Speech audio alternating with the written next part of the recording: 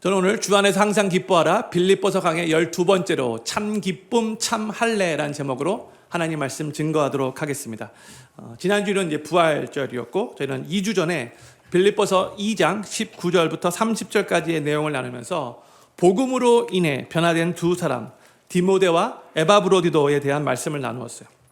바울이 이 둘을 이제 빌립보 교회 성도들에게 보내면서 이 둘이 얼마나 자기 자신을 부인하고 이타적인 삶을 살아왔는가, 얼마나 예수님 중심으로 살고 얼마나 다른 형제 자매들을 배려하는 삶을 살았는가를 설명했어요. 그런데 바울이 이 둘에 대해서 그렇게 설명한 이유가 있어요. 예수 그리스도를 믿는 믿음이 우리의 삶에 어떠한 변화를 일으킬 수 있는가 아주 구체적이고 실제적인 예를 든 거죠. 그러면서 빌립보 교회 성도들도 그런 삶을 살려고 노력해야 함을 간접적으로 암시하면서 도전한 거라고 말씀을 나누었습니다. 이제 사도 바울은 오늘 본문 3장으로 들어와 1절 말씀을 이렇게 시작합니다. 우리 1절 말씀 같이 읽겠습니다. 시작. 종말로 나의 형제들아 주 안에서 기뻐하라. 너희에게 같은 말을 쓰는 것이 내게는 수고로움이 없고 너희에게는 안전하니라 했어요. 이 3장 1절이 어떻게 시작하고 있어요? 정말로, 영어로는 finally 이렇게 시작하고 있어요. 보통 교인들이 설교를 듣다가 가장 반가운 소리가 이 정말로 아니면 마지막으로 혹은 끝으로라는 그런 말이라고 해요. 우리 성도님들은 그렇지 않겠지만 보통 그렇다 그래요. 근데 어떤 목사님은 이제 설교를 하시다가 이제 마지막으로라고 이렇게 말씀을 하셔서 이제 설교가 곧 끝나는가 보구나 이렇게 마음의 준비를 하고 있었는데 그 후에 10분 더 설교하시는 분도 계세요. 근데 오늘 본문 말씀 이 빌립보서 3장 1절이 종말로라고 시작을 해서 이제 빌립보서의 결론인가 보구나 이렇게 생각이 들 수가 있겠죠. 그런데 헬라어 원어를 보면 여기 보면 토로이폰이라고 이렇게 되어 있는데 이 말은 보통 이제 종말로 혹은 끝으로라고 번역될 수 있지만 또한 그래서라는 말로도 번역될 수 있는 말이에요. 우리가 이 토로이폰을 어떻게 번역하냐에 따라서 빌립보서의 그 흐름이 달라질 수 있는 거죠. 만약에 첫 번째로 종말로라고 번역을 하게 되면 이제부터 하는 말이 결론적인 얘기가 되는 것이지만 만약에 그래서라고 번역을 하게 되면 이제부터 하는 말은 이전의 내용들을 받아서 계속 이어가는 본론의 얘기를 하게 되는 거죠. 근래에 많은 학자들이 이 빌립보서 3장 1절에 이 토로이폰이라는 말을 종말로라고 번역하는 것보다 그래서라고 번역하는 것이 빌립보서 전체 문맥상 더 맞다라고 주장을 합니다. 그래서 성도님들이 혹시 오늘 이 빌립보서 3장 1절을 읽으면서 이제 빌립보서 강의도 결론을 맺으면 끝나는가 보나 이렇게 혹시 좋아하셨던 분 계시다면 너무 좋아하지 마시고 앞으로 내용들이 많이 남아있다는 것을 알아주시면 좋을 것 같아요. 빌립보서는 4장까지 있죠. 제가 빌립보서 1장과 2장의 내용을 짧게 다시 한번 요약해 드리도록 하겠습니다. 이걸 전체 이렇게 흐름을 아는 게 중요하다고 생각해서 그래요. 빌립보서는 기쁨의 서신이라는 별명을 가지고 있죠. 왜냐하면 이 빌립보서 서신 안에 기쁨이라는 단어와 기뻐하라는 명령이 많이 담겨져 있기 때문이에요. 그리고 이 빌립보 교회는 바울에게 있어서 큰 기쁨과 감사의 대상이 되는 교회였어요. 그렇죠? 내 안에 너 있다. 이 말까지 표현했잖아요. 그렇죠? 그런데 이 빌립보라는 도시는 이제 리틀 로마라고 불리워요. 로마 제국의 퇴역한 군인들로 구성된 도시였다고 했어요. 그리고 대부분의 빌립보 도시 사람들은 로마 제국의 그 투철한 정신과 로마 황제에 대한 그런 충성심을 크게 갖고 있었다고 했어요. 그래서 예수님을 믿는 이 빌립보 교회 성도들은 이 크리스찬들을 향한 냉소적인 분위기 속에서 배척을 당하는 분위기, 왕따를 당하는 분위기 가운데 신앙생활을 하고 있었는데 그럼에도 불구하고 빌립보 교회 성도들은 열심과 순수함으로 신앙생활을 잘하고 있었어요. 그런데 이제 바울이 이 빌립보 교회를 볼 때에 한 가지 너무 속상했던 것이 있었는데 그게 뭐냐면 이 교회가 그래도 참 건강하게 잘 성장을 했는데 그 교회 안에 영향력이 컸던 두 명의 여성 리더 기억하시죠?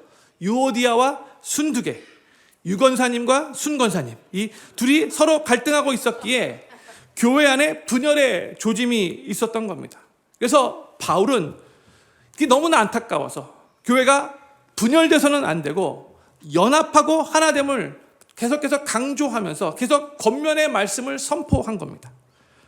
예수님 믿는 크리스찬들은 복음에 합당한 삶을 살아야 하는데 그 삶은 무엇보다 복음의 신앙을 위해 협력하는 것이다 라고 권면을 했죠. 이 1장 27절의 내용에서. 또 예수님 믿는 크리스찬들은 복음에 합당한 삶을 살 뿐만이 아니라 이제 예수님을 본받아 스스로 낮아지고 십자가의 죽음마저도 마다하지 않았던 그 예수님을 본받아내요. 그래서 그분의 겸손과 순종의 마음을 우리도 품어야 한다라고 이렇게 권면을 했어요. 그리고 또 예수님을 삶의 주인으로 모시고 온 우주 만물의 주인 되시는 그 예수님을 우리 삶의 주인으로 모시고 성화를 이루는 삶을 살아야 한다라고 말을 하면서 무엇보다도 모든 일을 원망과 시비가 없이 하라라고 또 권면을 했죠. 또한 2주 전에 나왔듯이 이 디모데와 에바브로디도를 실제적인 예로 언급하면서 예수님 중심으로 살고 이웃들을 배려하는 이타적인 삶을 살아갈 것을 그렇게 간접적으로 안시하며 이렇게 권면을 한 거죠. 그러면서 바울은 이제 3장으로 들어와서 토로이폰, 그래서 하며 계속해서 그가 강조하고자 하는 내용을 좀 더 구체적으로 실질적으로 이어갑니다. 다시 한번 3장 1절을 제가 읽겠습니다. 종말로 토로이폰, 나의 형제들아 주 안에서 기뻐하라. 너희에게 같은 말을 쓰는 것이 내게는 수고로움이 없고 너희에게는 안전하니라 했어요. 사도 바울은 3장 1절에서 다시 한번 주 안에서 기뻐하라. Rejoice in the Lord 라고 그렇게 선언을 합니다. 제가 송구영신 예배 때도 말씀을 드렸는데 여기서 기뻐하라라는 이 단어는 헬라 원문을 보면 현재 명령형 동사라고 말씀드렸어요. 헬라어로 현재형 동사라는 말은 계속해서 기뻐하라라는 뜻인 거예요. 그러니까 더 영어로 보면은 continue rejoicing 이라는 뜻인 거죠. 그러니까 바울은 빌립보 교회 성도들에게 계속해서 기뻐해야 한다라고 말씀을 선포하고 있는 거예요.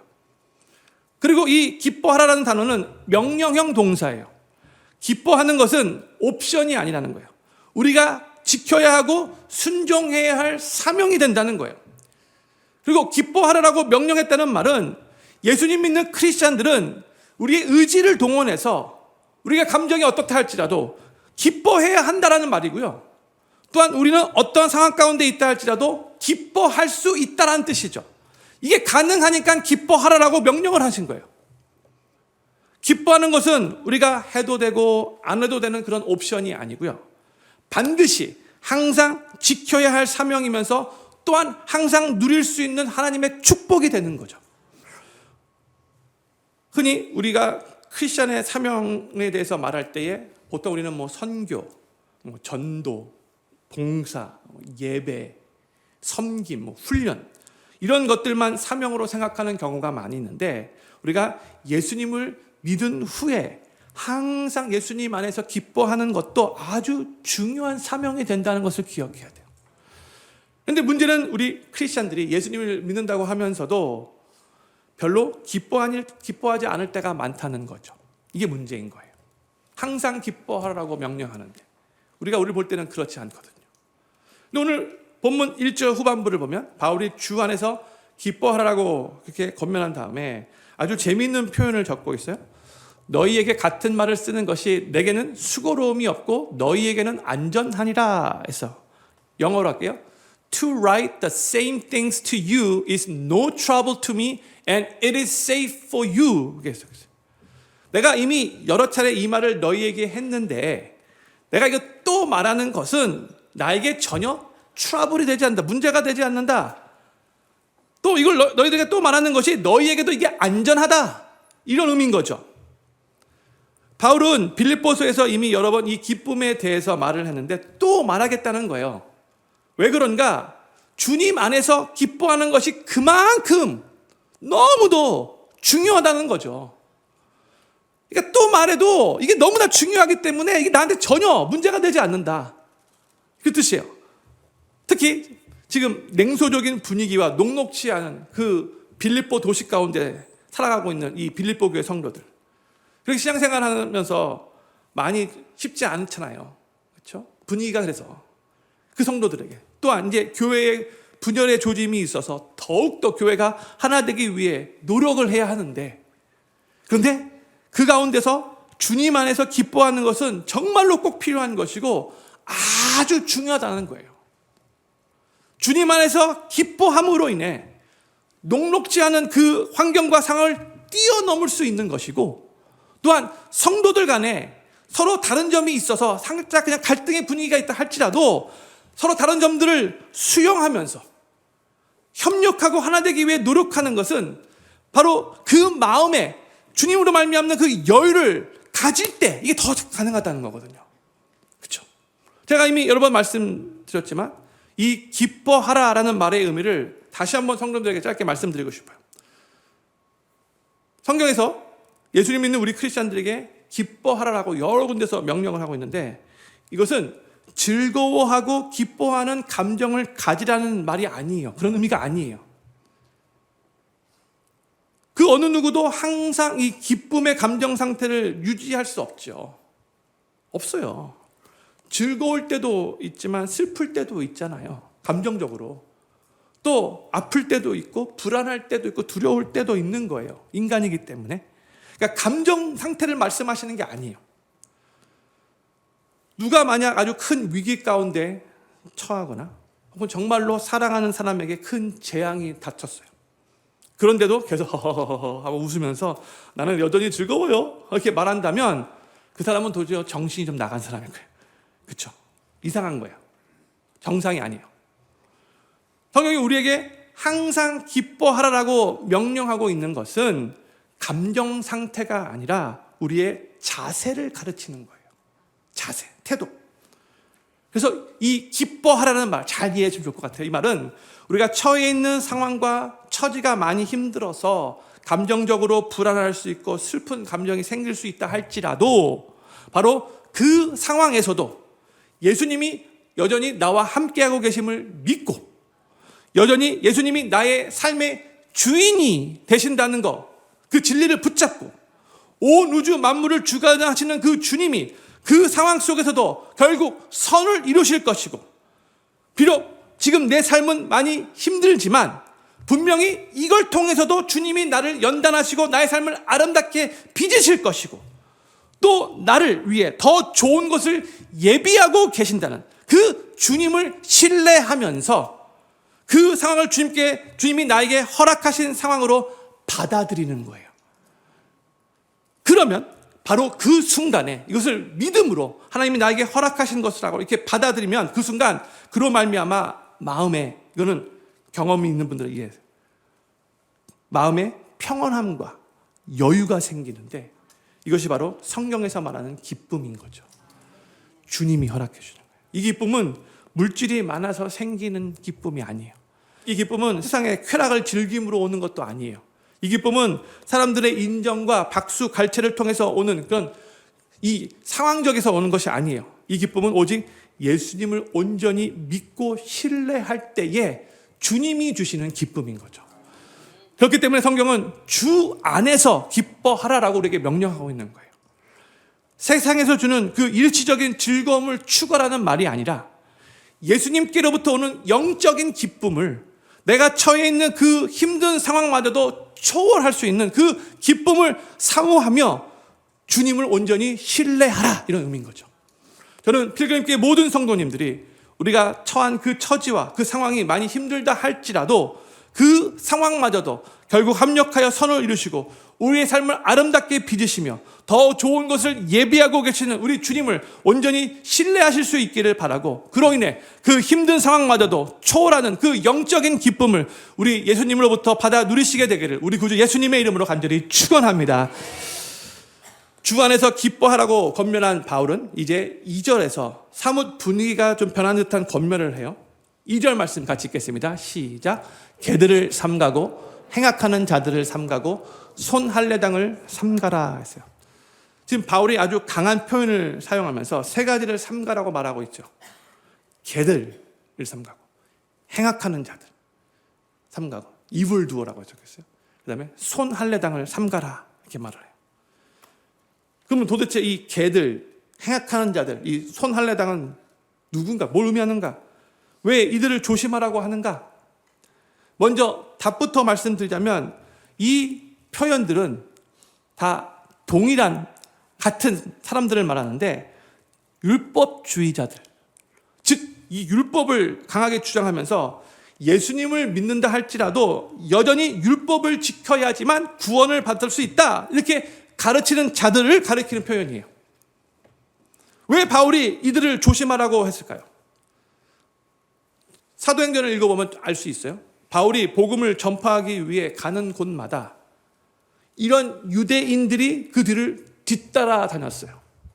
바울이 구원은 우리의 행위로 받을 수 없습니다. 우리는 정말 극악무도한 죄인입니다.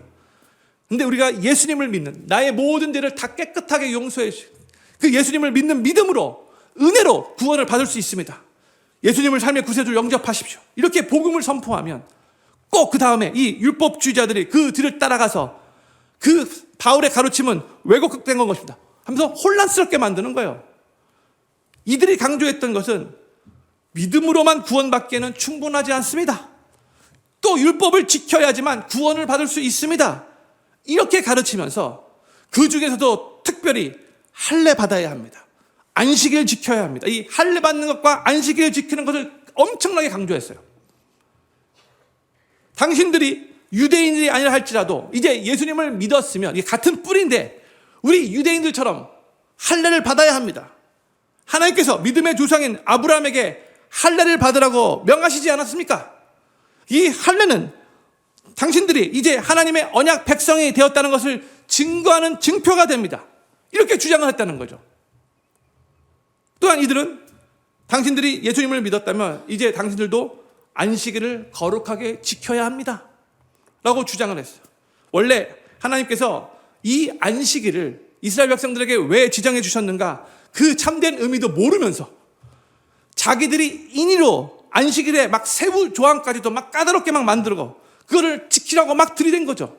예를 들면 안식일에는 몇 미터 이상 걸어가서는 절대로 안 되고, 또 몇 그램 이상 들면 안 되고, 알파벳 2자 이상 써서도 안 되고, 알파벳 2자 이상 지워서도 안 되고, 불을 켜서도 안 되고, 또 불을 꺼서도 안 되고.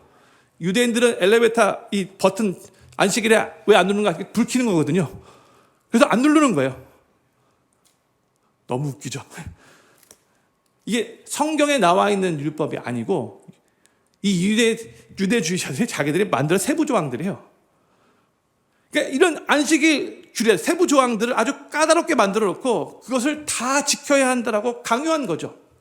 그러면서 안 지킬 때는 막 엄청난 죄인 취급하면서 그 삶을 아주 무겁게 올감했어요. 그러니까 이 율법주의자는 예수님이 주시는 그 진리가 주는 참된 그 자유와 기쁨을 빼앗아 가고 계속 힘들고 무거운 짐을 지게 했던 거예요. 원래 하나님의 뜻도 아닌데. 그래서 바울이 빌립보서 3장 1절에서 주 안에서 기뻐하라 라고 권면한 후에 2절에 와서 이렇게 주님이 주신 참 자유를, 그 복음을 이렇게 해방하는, 마음속에 참 기쁨을 빼앗아가는, 도리어 무거운 짐을 짊어지게 하며 그 삶을 억압하는 이 율법주의자들을 조심하라고, 룩아웃하라고 그렇게 명령한 거예요. 성경 다른 곳에서는 이들을 거짓 교사라고 부르는데 오늘 본문 말씀에서 사도 바울은 아주 강한 표현을 사용하여 이들을 개들이라고까지 불러요. 개들. 요즘은 개들이 사람들보다 더 좋은 대접을 많이 받는 것 같긴 하죠. 개들 사이에서도 계절마다 유행하는 그 패션과 트렌드가 있는 거 아십니까? 그래서 개 주인들이 그 패션과 트렌드에 맞춰서 옷을 사 입혀야 돼요. 그리고 어떤 주인은 개에게 자기의 유산을 상속해 주기도 하죠.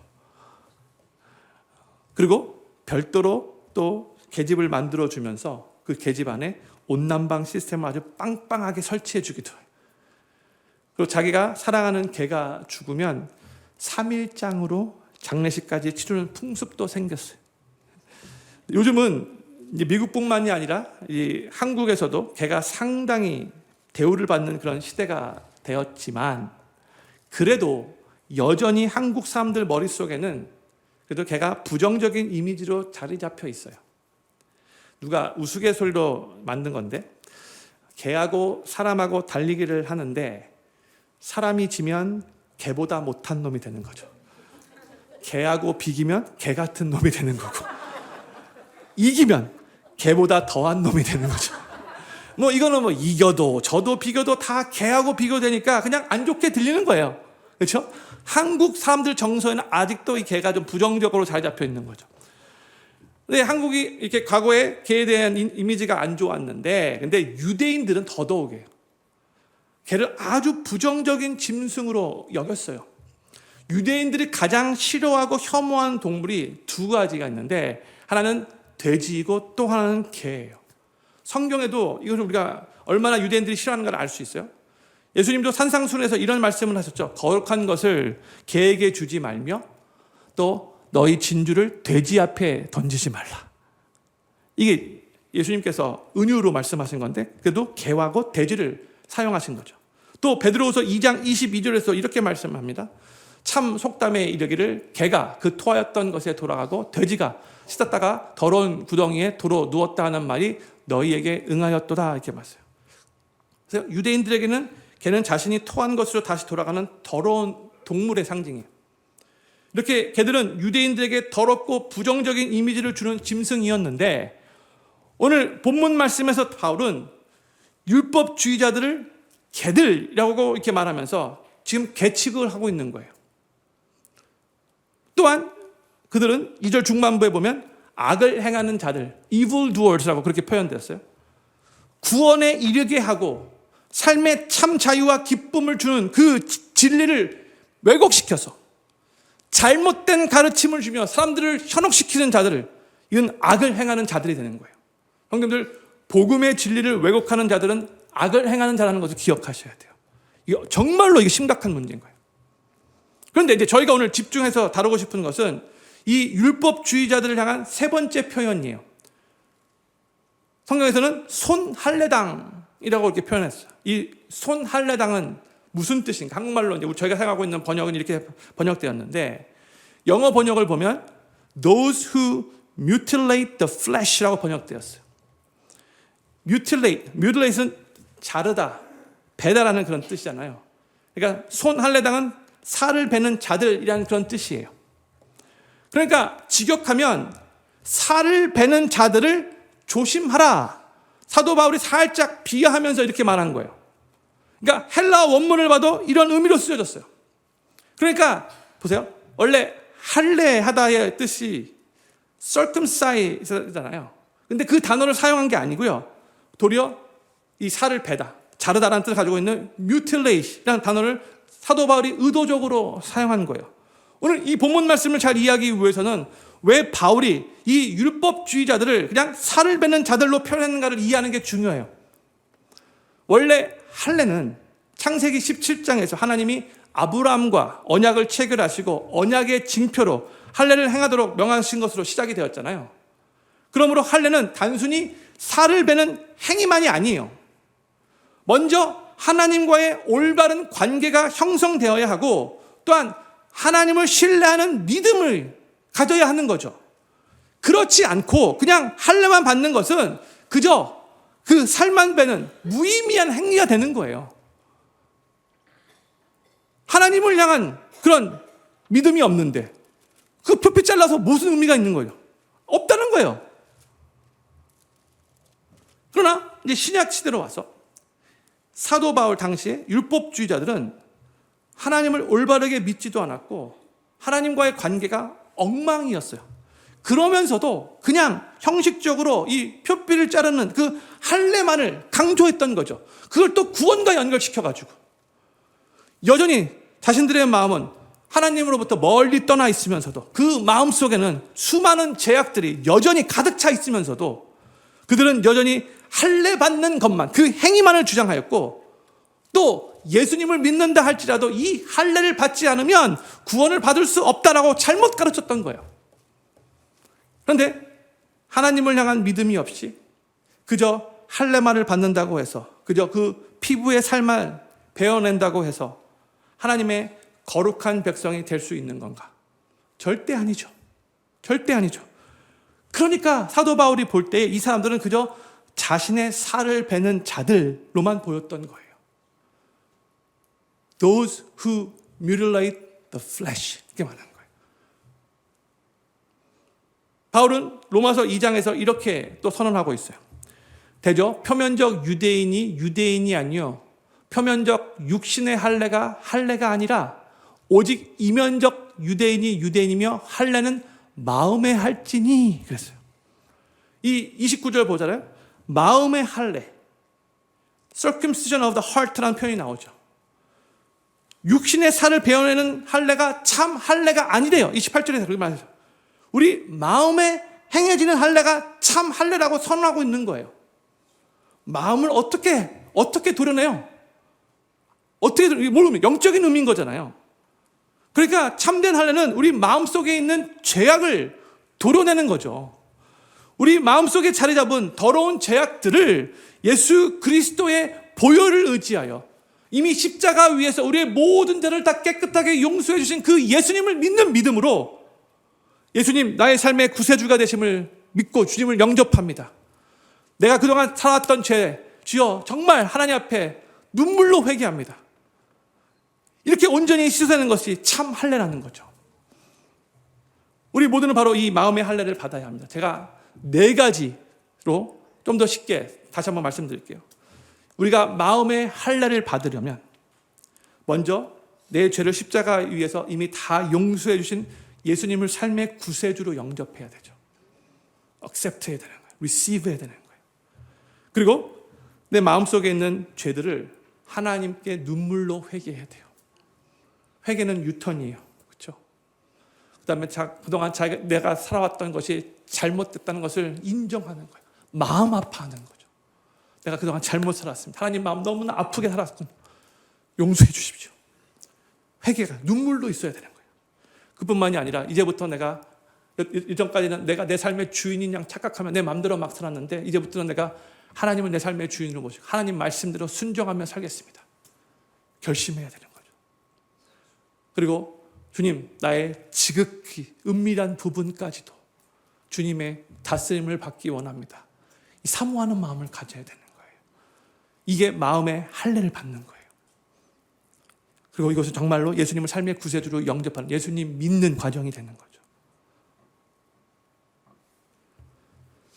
저는 여기 계신 모든 분들이 이 마음의 할례를, 이 참 할례를 다 꼭 받으시기를 바라고 그로 인해 우리 주님이 주시는 참된 자유와 기쁨을 누리시면서 참된 신앙을 계속해서 걸어가시게 되길, 이 신앙의 길을 걸어가시게 되기를 우리 구주 예수님의 이름으로 간절히 축원합니다. 우리가 정말로 예수 그리스도의 보혈로 마음의 참된 할례를 받게 되면 삶의 어떤 모습이 나타나게 되는가? 오늘 본문 말씀이 3가지를 우리들에게 알려줘요. 3절 말씀 같이 읽겠습니다. 시작. 하나님의 성령으로 봉사하며 그리스도 예수로 자랑하고 육체를 신뢰하지 아니하는 우리가 곧 할례당이다. 이렇게 말했어요. 참으로 마음의 할례를 받은 사람들이 보이는 3가지 특징을 사도 바울이 열거하고 있죠. 첫 번째, 하나님의 성령으로 봉사하며, 두 번째, 그리스도 예수로 자랑하고, 세 번째, 육체를 신뢰하지 않는다. 3절의 내용을 그대로 제가 적었어요. 1, 2, 3로. 1번과 2번 내용은 오늘 제가 나누고, 이 3번의 내용은 다음 주 본문과 함께 더 깊이 나누도록 할게요. 예수 그리스도의 보혈로 마음에 있는 모든 죄악들을 도려내는 그 마음의 참 할례를 받게 되면 첫 번째로 성령 안에서의 참 예배가 시작이 됩니다. 성령 안에서의 참 예배가 시작이 돼요. 다시 한번 본문 3장 3절 말씀 전반부 하나님의 성령으로 봉사하며 이렇게 기록되었죠. 한국말로는 봉사하며라고 번역되었는데 영어로 보면 worship으로 번역됐어요. 예배라는 뜻이죠. 이 단어가 이제 헬라 원어를 보면 이게 라투류오라는 그런 단어인데 이 단어는 그 대상이 사람들이면 봉사라고 번역이 되는 단어이지만 그 대상이 하나님이면 예배로 번역이 되는 단어예요. 우리가 보통 예배라는 단어를 영어로 번역할 때도 worship service라고 말하죠. service 그 말. 서비스가 뭐야? 섬기다, 봉사다 그런 뜻이잖아요. 썰보잖아요. 그렇죠? 그러니까 우리가 하나님을 섬기고 봉사하는 것이 곧 하나님을 예배하는 거예요. 이게 성경적인 가르침이에요. 근데 마음에 참된 할례를 받기 전까지는 우리가 하나님께 예배를 드린다 할지라도 그 예배를 통해 하나님께 온전히 영광 올려드리고 하나님을 깊이 만나고 하나님의 은혜로 충만해지는 예배를 드릴 수가 없어요. 마음에 참된 할례를 받기 전까지는, 예수님을 삶의 구세주로 온전히 영접하기 전까지는. 그러나 정말 내가 예수님을 만나서 내 심령 속에 있는 그 모든 죄짐이 벗겨지고, 그로 인해 모든 죄책감이 다 사라지고 예수님 안에서 참된 자유를 얻게 되면, 마음에 참 할례를 받게 되면, 그때부터 드리는 예배는 더 이상 똑같은 예배가 될 수가 없어요. 예배 가운데 하나님을 향한 감사가 있고, 하나님이 주시는 은혜와 감격이 있고, 주님으로 인한 기쁨이 있는 거죠. 구약에서 하나님께 예배를 드리러 나아갈 때는 먼저 희생 제물을 드려야 했어요. 그러니까 그 짐승, 제사를 드려야 될 그 짐승을 본인이 가지고 오는 거죠. 그 짐승에게 머리에 안수를 해요. 이거는 내가 지은 죄를 이 짐승에게 트랜스퍼, 전가시키는 거예요. 그 후에 그 짐승을 죽이죠. 각을 떠서 죽여요. 그리고 불태워요. 그 짐승이 나의 죄의 희생 제물이 되는 거죠. 그러면서 그것을 볼 때, 원래 내가 죽었어야 할 자리인데, 내가 흘렸어야 할 피인데, 저 짐승이 나 대신 피 흘려 죽는구나, 이런 생각을 하게 되는 거죠. 그렇죠? 그런 의미에서 예배는요, 내가 죽을 자리에서 저 희생 제물이 나 대신 죽었다는 것에 대해 감사하는 시간이에요. 그래서 예배는요, 먼저 예수님께서 나 대신 십자가에서 희생 제물이 되신 것을 기억하며, 그 무엇보다도 나의 구원자 되시는 그 예수님께 감사하는 시간이 되어야 되는 거죠. 그게 예배의 중심이에요. 예배의 본질이에요. 예배 때마다 예수 그리스도의 십자가가 묵상되어야 되고 감사해야 되는 거예요. 그게 빠지면 예배가 참 예배라고 할 수 없어요. 하나님께 예배를 드리면서 내가 받을 은혜에만 집중하며 내가 중심이 되는 것이 아니라, 나는 나의 죄 때문에 그 죄값으로 죽을 수밖에 없었는데 어린 양 대신 예수님께서 나 대신 죽으심으로 내 죄값을 다 지불해 주셔서 주님 너무 감사합니다 라고 고백하며 감사하는 마음으로 내 삶을 다시 구원자 되시는 그 예수님께 헌신하는 시간, 이게 예배의 본질인 거죠. 우리가 왜 주님을 찬양해요? 우리를 구원해 주신 주님을 찬양하는 거죠. 극악무도한 죄인이었던 나에게 주님께서 값없이 은혜로 구원을 베풀어 주셔서 주님의 그 은혜 가운데 이제 구원받고 천국 백성이 된 것에 대한 감사의 마음을 하나님 앞에 찬양으로 올려드리는 거죠. 그래서 우리는 예배 때마다 이 주님을 향한 그 감사의 마음으로, 우리가 영상 강고 때도 항상 최고의 하나님께 최선의 예배를 올려드립니다, 이말 나오잖아요. 우리가 가져야 할 예배에 임할 우리의 태도예요. 예배자의 모습이어야 돼요. 최고의 하나님께 최선의 예배를 드리기 위해서, 내가 집중되는 것이 아니라 오직 하나님만 집중되기 위해서 이 노력을 해야 되는 거예요. 마음에 참 할례를 받은 자들의 보여주는 특징이에요. 그리고 우리가 그렇게 하나님께, 최고의 하나님께 최선의 예배를 드릴 때에 하나님께서 우리가 드리는 그 예배를 기뻐 받으시고, 그 다음에 하나님께서 은혜와 복을 우리들에게 부어주심을 경험하게 될 거죠. 저는 우리 워싱턴 필그림 교회에서 드려지는 모든 예배가 이렇게 하나님께 감사드리고 하나님이 기뻐 받으시는 정말 최고의 하나님께 최선의 예배가 되기를 간절히 소망합니다. 그 일을 위해서 우리 모두가 다 최선을 다해 노력했으면 좋겠어요.